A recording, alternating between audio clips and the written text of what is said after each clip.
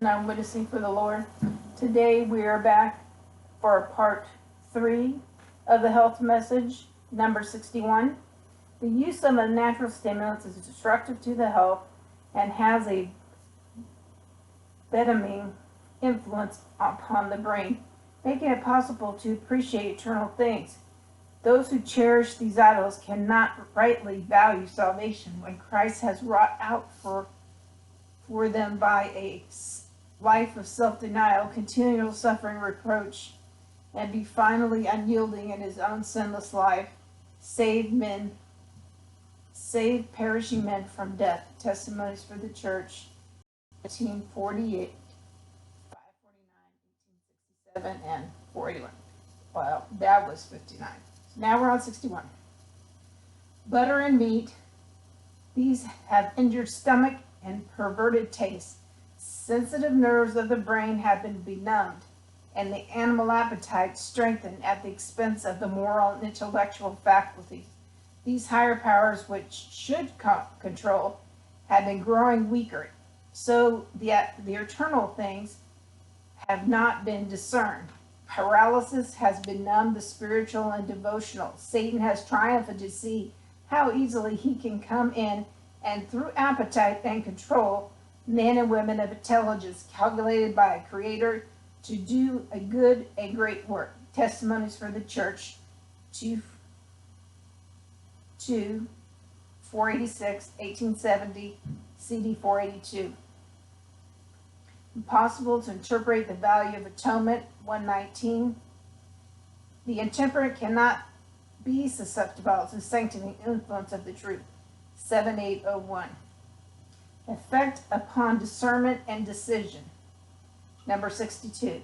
Anything that lessens physical strength, enfeebles the mind, and makes it less capable of discriminating between right and wrong, we become less capable of choosing the good and have less strength of will to do that which we know to be right. CD 483. The misuse of our physical powers shortens the period of time which our lives can be used for the glory of God, and it unfits us to accomplish the work God has given to us.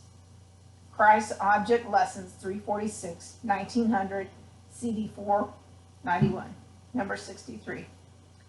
Those who, having had the light upon the subject of eating and dressing with simplicity and obedience to moral and physical laws, still turn from the light which points out their duty, will shun in other things.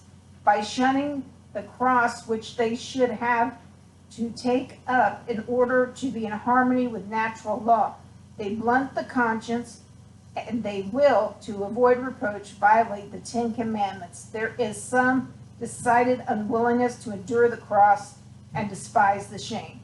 Christian Temperance and Bible Hygiene, 159, 1890, CD 492. 64.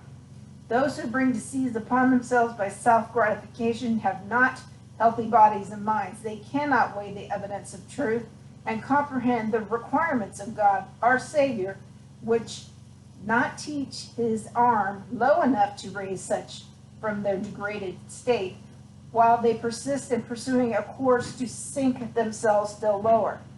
CD 493. All required to do what they can to preserve healthy bodies and sound minds. They will gratify a gross appetite, and by doing so, blunt their sensibilities and cloud their perspective faculties so that they cannot appreciate the exalted character of God or delight in the study of his word. They may be assured that God will not accept their unworthy offering any sooner than that of Cain. God requires them to cleanse themselves from all filthiness of the flesh and spirit, perfecting holiness in fear of the Lord. After man has done all in his power to ensure health by denying the appetite and gross passions, that he may possess a healthy mind and sanctified imagination, that he might render to God offering in righteousness, then he is saved alone by a miracle of God's mercy, as was the ark on the stormy billows. Noah had done all that God required of him in making the ark secure. Then God performed that which man could not do, and preserved the ark by his miraculous power. Spiritual gifts, 4A 148, 149, 1864, CD 494. All right, number 65. The abuses of the stomach by gratification of the appetite are a fruitful source of most church rituals. Those who eat and work intemperately and irrationally talk and act irrationally and interpret, man cannot be a patient man. It is not necessary to drink alcoholic liquors in order to be intemperate.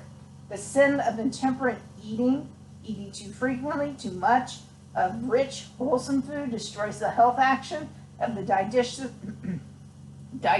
system. Excuse me.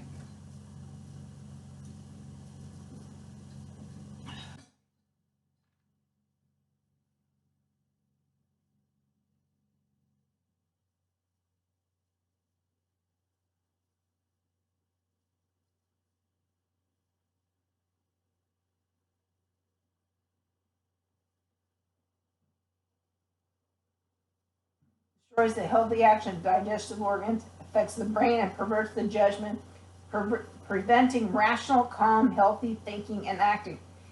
And this is a source of church trials. Therefore, in order for the people of God to be in acceptable state with Him, they can glorify Him in their bodies and spirits, which are His. They must, with interest and zeal, deny the gratification of their appetites and exercise temperance in all things.